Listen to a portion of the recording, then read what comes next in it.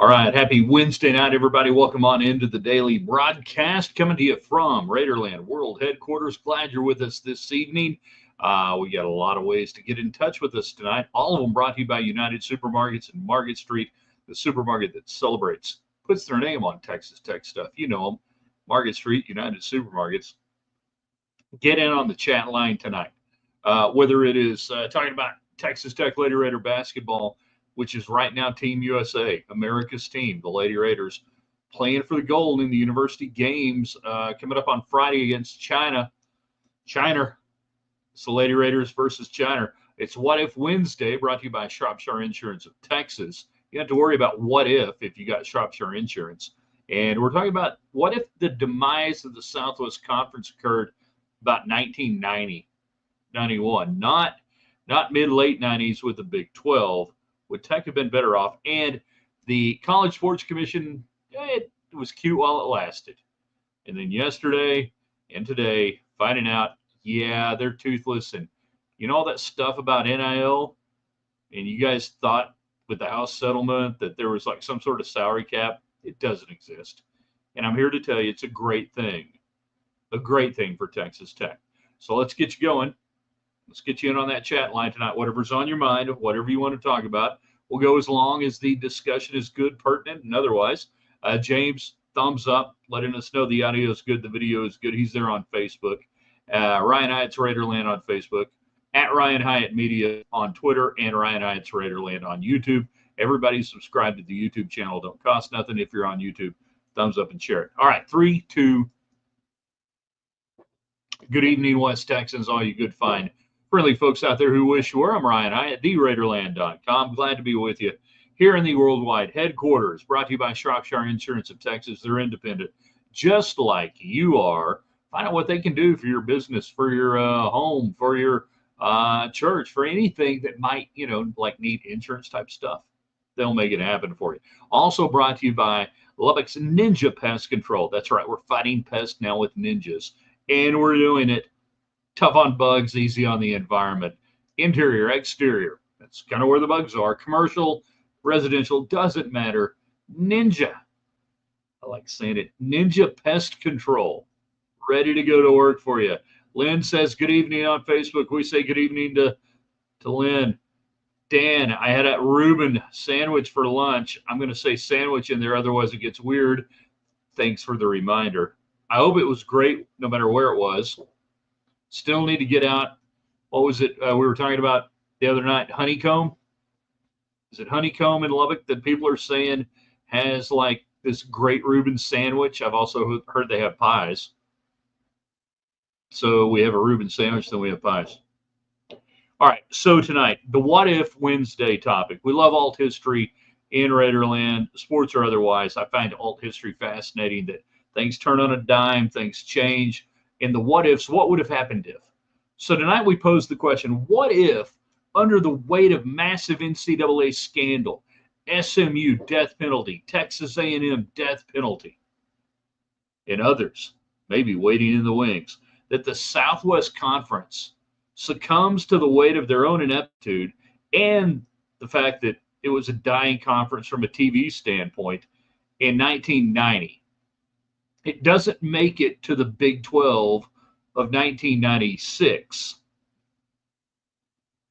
That in 1990, under the weight of scandal and networks not wanting to do anything with you and everything else, that the SEC and Roy Kramer comes in 1990. Roy Kramer is the one who brings in Arkansas in 91. He brings in South Carolina. What if Roy Kramer just reaches out and says, you know what, Texas A&M, it will take you. Arkansas will take you. And the SEC makes that big move. They go right past, the double-digit 12 thing, and they go, what if they make that move then? Because they'd already figured out you could split into conferences, you get the conference title game, you get all the TV money. So instead of the Big 12 ever happening, the Southwest Conference dies. What happens to Texas Tech? What takes place then? Would it have been better for Tech? the landscape at the time, nobody else was expanding. Big 8 wasn't expanding. The Big 10 wasn't expanding. Pac-10 wasn't. Nobody. But Roy Kramer and the SEC had figured it out. What if everybody else started to figure it out right then in 1990? And again, this is predicated on the idea that the Southwest Conference is dying because they're stupid. That literally everybody in the league was on probation in 1987-88, except for Rice. That includes Texas Tech. Texas Tech was on NCAA probation in 1987. What was it? Chip Pryor, the running back at a Converse Judson that had beaten Midland Lee and Spike Dykes. Tech tried to recruit him, and they gave him like a pair of boots and a bag of groceries. When Spike Dykes becomes head coach in 87, replacing David McWilliams, he inherits a team literally on probation. Everybody. So what happens? What happens if SMU gets the death penalty, and they did? But what happens if the NCAA didn't stop there? And they could have kept going. If you've seen Pony Excess, they could have gone after A&M. I mean, and schools were turning on each other left and right. A&M could have got a death penalty for a year. UT probably doesn't go down, but they could have gone after TCU. Didn't have to just necessarily end. Again, this is alt history. That if, SMU, like, if we're going down and Governor Clements is like, and other politicians around the state, if we're going down, you're going down too. We don't care. And I know we've got younger viewers and followers of this channel that you might not have even been alive in the 1980s when all this was going on. But it was what put in motion the SEC expansion in Arkansas, getting the hell out of the Southwest Conference, the expansion of the SEC, the creation of the Big 12, and what we've seen over the last 25, 30 years since then. Would Tech have been better off if the Southwest Conference ends in 1990-91? Where do they go? You tell me. College Sports Commission is toothless. NIL rolls on. The ruling yesterday, and I'm going to go back. I'm going to get your comments here in just a second. I want you guys to fire away your comments. So let's see. Make sure I'm reading the right thing here. This is an On3 compilation from Yahoo and others. Yes, this morning or yesterday. House plaintiff attorneys have reached a deal with power conferences and NCAA officials that will alter the new enforcement arm, the College Sports Commission, henceforth referred to as CSC around here, relating to how NIL collectives can pay athletes, according to Yahoo Sports. House plaintiff co-counsel Jeffrey Kessler told On3 that he has nothing to announce yet. Multiple NIL collectives told On3 in the last week they were actively speaking with lawyers about bringing suits forward against the CSC. Conversations with class counsel remain ongoing, a CSC spokesman said. Well, all right, so here's the deal. They can't stop any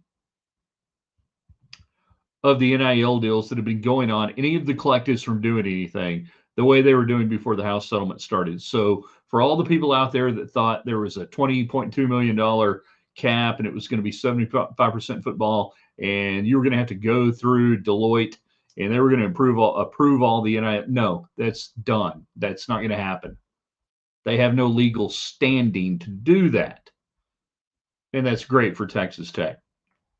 I wish Tech had held off, and I don't know maybe where we are completely legally on bringing the Matador Club into the athletic department. It takes a little bit to unwind some of that stuff. If you can wind it back out the other way, I would much rather have Cody Campbell and the Matador Club out here away from the athletic department than inside the athletic department for the time being. But all those people who thought that the House settlement meant that it was order and everything, no. And we don't want that because Texas Tech will survive as long as NIL survives. James jumps in on Facebook. Ryan Heights, Raiderland on Facebook. It's What If Wednesday, brought to you by Shropshire Insurance of Texas. It's Lady Raiders rolling to the gold medal game against China. It's the College Sports Commission dead in the water, and it's what it means to you. It's what your thoughts and comments are. I think Tech, OU, and OSU would have gone north to the Big Ten. Think again, James, that doesn't happen. The Big Ten still had the AAU provisions in. They would have never taken Texas Tech, Oklahoma State. They do not go to the Big Ten. Now, you just skipped over a whole wide swath of Americana in American heartland. If 1990 happens, in theory, we might have a 64-team super conference already. Could have. Dan jumps in on our YouTube channel. Right, it's Raiderland on YouTube. It's free. Everybody subscribe. Hit that thumbs up thing. Share it. Invite people in. Tech would be worse off, he says. Hard to see the Southwest Conference Big 8 merger if A&M were already in the SEC. Tech would have ended up in the WAC. Okay. So that gets back into the alt history. And I think what Dan's looking at is history through the lens of now versus the lens of then. The Big 8 at that point begins to realize what they realized 4 years later. We're landlocked. The SEC is locking up the coast. We need media markets where we can get them. There is no Big 12 under the scenario, in my opinion. But, and I don't think the Texas Tech Red Raiders go to the SEC. I think that if the Southwest Conference falls apart and Roy Kramer goes after them, it's A&M, it's Texas, and it's maybe OU with Arkansas, but it's Arkansas, it's A&M, and Texas. I don't know that Texas would have wanted OU to go any more than they wanted A&M to go or A&M wanted Texas to go. You get the idea. And we still got a lot of political infighting and everything else. But that it could have been Arkansas, Texas, and Texas A&M. That Roy Kramer says we go get those three schools, we get South Carolina, we go from there. So now the Big 8, sitting there with Oklahoma and Oklahoma State still in place, but they're getting picked off at the edges. They haven't really. At this time, the Big 8 has not lost anybody. Nobody's left the Big 8, right? It's 1990. Nobody. The Big 8. Nobody's left. So does the Big 8 go? Okay, what do we have that if the SEC is going to do this, we need to try to get to the ability to have a conference championship game and do what they're doing, if they were smart enough to do it at the time. Well, who are they going to go get? They're going to go get Tech, right? They dropped down there. Tech probably didn't go to the SEC. Do they get Baylor, SMU, TCU? It's 1990. All those schools pretty much suck equally. Houston has been up, but Houston might have been in, again, 1990, run and shoot, Andre Ware. You've got to put yourself back then. Do they look at Houston, the Big 8 look at Houston and go, we'll take Houston and Tech? That the two private schools in Dallas, SMU's on probation coming out of that, TCU stunk. We don't want either one of them. We can get the Metroplex with Texas Tech. We can get Houston in that Houston market in that area with the University of Houston. Again, it's 1990. You have to put yourself back in the day. I know. Facility stunk. They're playing at the Astrodome. Heck, they were moving games back then with Tech to San Antonio because they couldn't get fans to go to the Astrodome to watch the games. Does the Big 8 make the move then or not? That is the question. Does the Big 8 look a little bit west? Does the Big 8 look a little bit anywhere else? They weren't going to get anybody out of the Big 10. That wasn't going to happen at that moment. Or if the Southwest Conference begins to die, it is picked apart in 1990, is Texas Tech left hoping for the WAC? The Pac-12, the Pac-10 showed us they were not interested in expansionists for 20 years. Why do we think if we go back, 30 years, that they would have looked at that college football landscape and said, yeah, we got to take those teams? I don't think it would have happened. I don't think the Pac-10 would have been calling on anybody to be coming into the league in 1990. It would have been the Big Eight, or it would have been the WAC. That's what it would have been. Texas Tech probably still ends up in the Big 12, maybe without UTNM. There's no Big 12. The Big 12 doesn't happen without Texas and A&M. All right. The Big 12 was a new conference. It wasn't some going into the Big 8. It was a new conference. The Big 12 does not happen without those teams. OU would have replaced Missouri. I don't know about that at that time. Talking about the SEC and what they were looking at. And again, there would have been some pressure to say, maybe Texas says we got to go with OU, but I don't think so.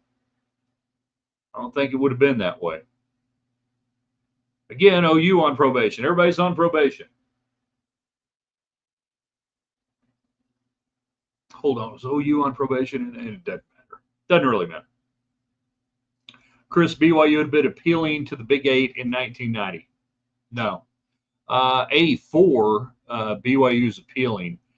You go 6 years later, and BYU had dropped down totally in awareness in the late 80s and early 90s. They were not the Jim McMahon, Robbie Bosco.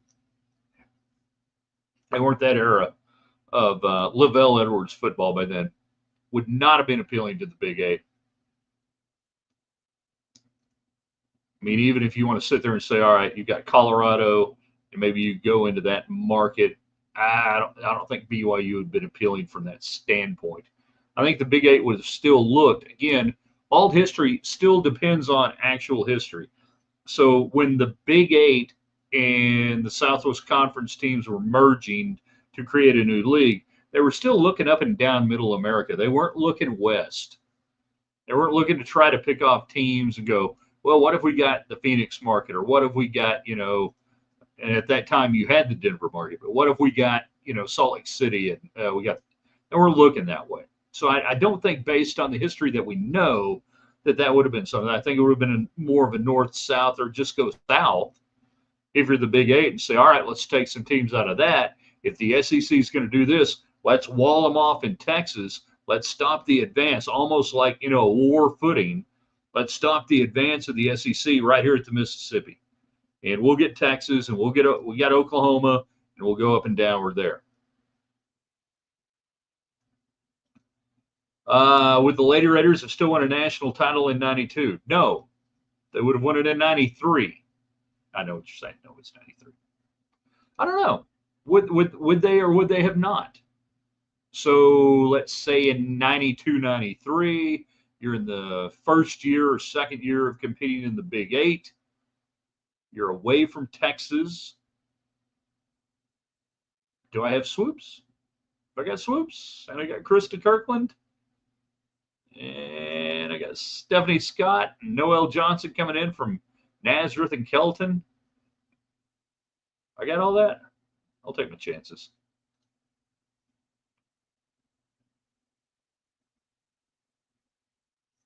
I'll take my chances. The College Sports Commission is dead in the water. Hopefully Tech fans understand why this is a good thing. And anybody who thought NIL was going to stop, change, or otherwise, and I know you guys aren't those people because you're smart, you watch this broadcast. The long and short of it, though, is that it has no legal standing to stop any of these collectives from paying anybody what they want, because, again, it's a broken record, there is no collectively bargain agreement that the athletes have agreed to with the people at the schools. So it doesn't matter. You can set up a Deloitte, going to look at all these things and say whether it's market value, you can do this or you can't. I'll sue you into oblivion. You can't do that. So none of it mattered. So what happened yesterday was basically the CSC had to admit to the House Settlement lawyers, we really can't do any of this stuff.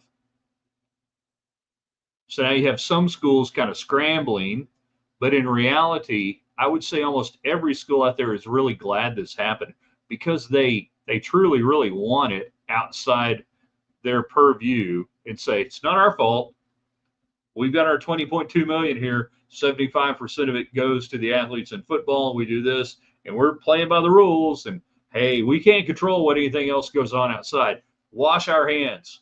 I mean, like athletic directors be looking like Pontius Pilate on a Friday night. It's crazy.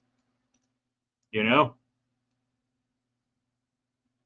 I really think that's what a lot of them want. I don't think many of them are upset. Now they're going to whine and say it's the wild, wild west and it's out of control. We need this stuff. Well, dude, you got the ruby slippers on. Click your heels 3 times, go home. Call the athletes' employees, create a collectively bargain agreement between multiple conferences as employees and employers, and off you go. It's not hard. It's not hard to do. You'll be so much better off when you do it. David Carter, I'm not a smart man, but David Carter knows what love in sports is. KMAC 28 sports director. I believe he was on radio today, if I'm not losing my mind. I thought I heard him on today. Could have sworn. Holy crap, I did hear him on the radio today. And him and Rob Rowe were drafting Sharks. Right? I heard that, right? David, you're still there? I turn on the radio. I'm flipping back and forth. I got stuff going on. I'm in and out of the truck.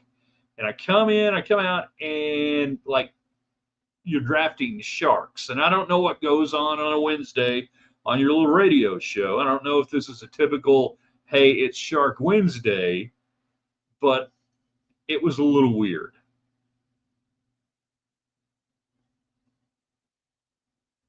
Now I'm the one who's not smart.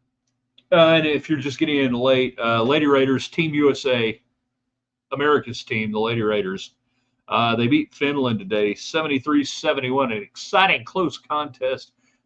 Great place down the stretch. And then they win, and now they play for the gold medal against China. Friday, I think. I think they get 2 days off. No, a day off. This is the coolest thing. I mean, I'm not being funny here again.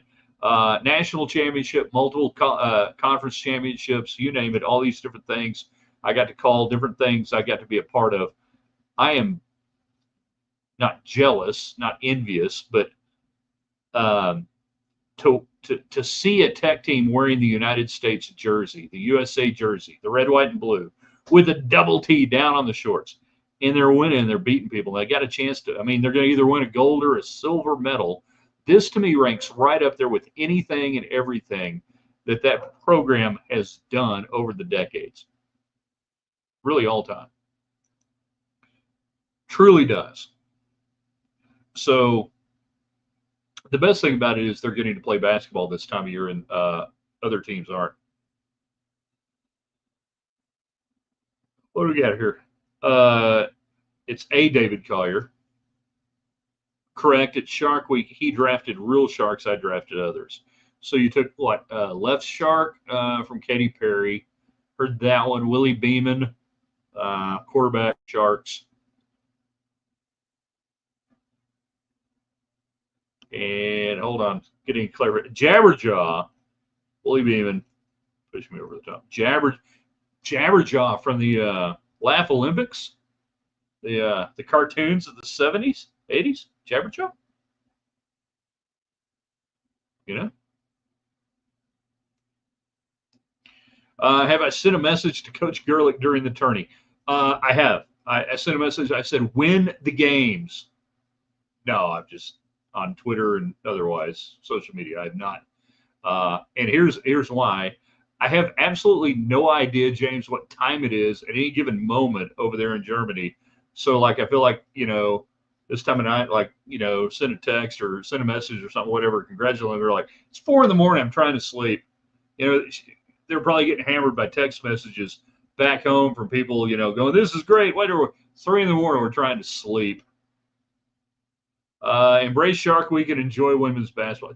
I think Shark Week has probably jumped the shark. I don't think anybody cares anymore. Did anyone draft Jerry Tarkanian? Good call. Tark the Shark.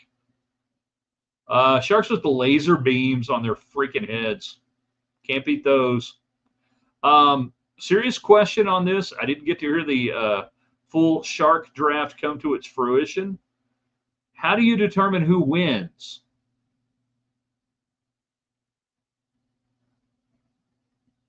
I'm prepared to wait until hell freezes over for an answer.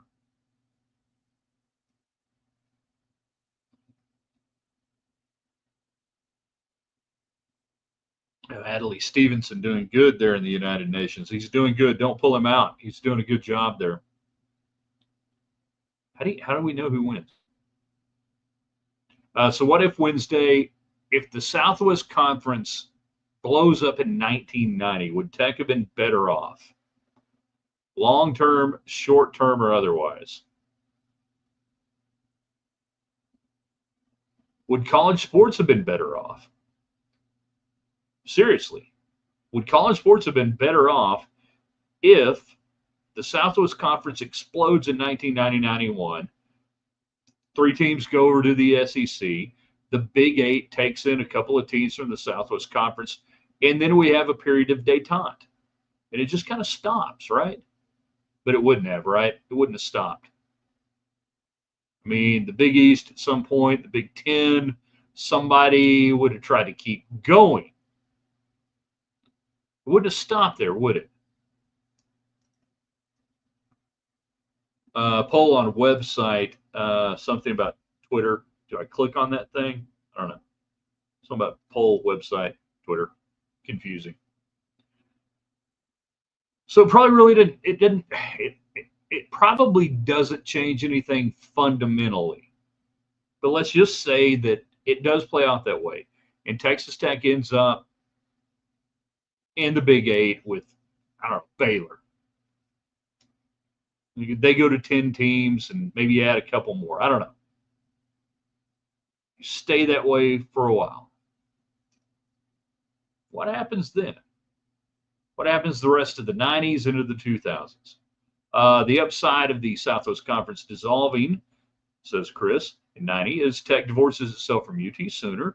Maybe they realize they can stand on their own sooner. That could be a good positive, a definite good positive that could happen. I think really what happens, we kind of end up where we are anyways. That we end up in this quasi Big 8 minus the original members of the Big 12, some in the SEC, some in the Big 10, Nebraska, that you end up in this quasi Big 8 with some teams on the periphery, Colorado in, Colorado out. You pick up a few that way that I don't know that maybe at the end of the day, 30 years later or some odd, that we're not kind of where we are right now. Now, what the intervening years, would it have been better for Tech or worse for Tech? That would have been the fascinating question. What would Texas Tech have done in a Big 8 minus an A&M and Texas as kind of this standalone flagship team in the state of Texas in a major conference for, let's say, 10 years? Let's just go 10, 12 years. What would that have done? Good question by Chris. Does Nebraska bowl for the Big 10 without UT pissing them off? So there's no UT to make them mad. Nebraska runs the Big 8. Tom Osborne continues to roll in the mid-90s. No reason to think that wouldn't have happened. That happened pre-Big 12 basically anyways. Rolls through that national title contender. They're happy. Nobody's making them mad in the late 90s. They stay. Right? Because under my scenario initially, Oklahoma didn't go. I said Arkansas, A&M, Texas. They're getting South Carolina on the other side. I said Oklahoma didn't go. Oklahoma stays. Oklahoma keeps playing Texas in non-conference, just like they had been. But just now, Texas in the SEC instead of the Southwest Conference. I think that's one of the things that maybe gets lost on people on some of this storyline is that OU doesn't have necessarily a reason to go. They've got Nebraska. It's 1990. They've got Colorado, national champions, tied. It's 1990. Totally different realm. They just slide Tech and Baylor or whoever. I think it would have been Houston. In all seriousness, I think if it happens in 1990, I think it would have been Tech in Houston. You take the two public schools, the privates are out of it. Ann Richards can't do a damn thing about it. It wasn't even Ann Richards then.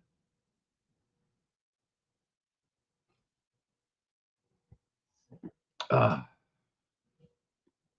matter what, we still play New Mexico every year in baseball. Gag. If all of this had hit the fan in the 89-ish, Tech and the SEC, no, Tech doesn't go to the SEC in 89 and 90. No, they don't. Not going to happen. Is there still a Pac-12 today? Is there still Pac-12 today? We asked the question. Yeah, and actually, maybe there would have been a better chance for the Pac-12 to survive. Because again, we hit this odd detente maybe if the Big 8 expands with the SEC at that time. You've got the ACC still totally basketball and with some, good football programs, but more basketball focused. And the Big East doesn't exist other than basketball at the time. The Big 10 is happy with what they got. They get to go to the Rose Bowl every year. That there might have been this odd period of detente that it would have kind of stalled it out for a while. Again, 30 years later, we probably get where we are. But does Texas Tech benefit or not? That's the question. You guys can tell me in the comments if you're just getting in on the show. We got to wrap it up for tonight. Tomorrow, Thursday, overrated, underrated, rated right. We rate things on Thursdays, We rate things on Thursdays. So we'll give you the topic. You can rate them, and you can do whatever you want to do. Now, you can hit the comments here on our Facebook page for Ryan Knights Raiderland, YouTube channel, Ryan Knights Raiderland. On Twitter, the conversation rolls on tonight at Ryan Hyatt Media. You guys are the best audience out there. You're the smartest audience out there. And I'm even talking about David Collier at KMAC 28. So all I ask you to do is just share this with your friends, invite them in, tell them we have fun every night. And then just keep growing it. Keep growing the stuff, what we do. It's a lot of fun. It's supposed to be fun. If it wasn't fun, why would we do it? Thanks to our great sponsors like Shropshire Insurance of Texas tonight. Ninja Pest Control in Lubbock. Interior, exterior, commercial. Where the bugs are. Kill them with Ninja. And then United Supermarkets and Market Street, taking care of all the communications. See you guys tomorrow, theraiderland.com.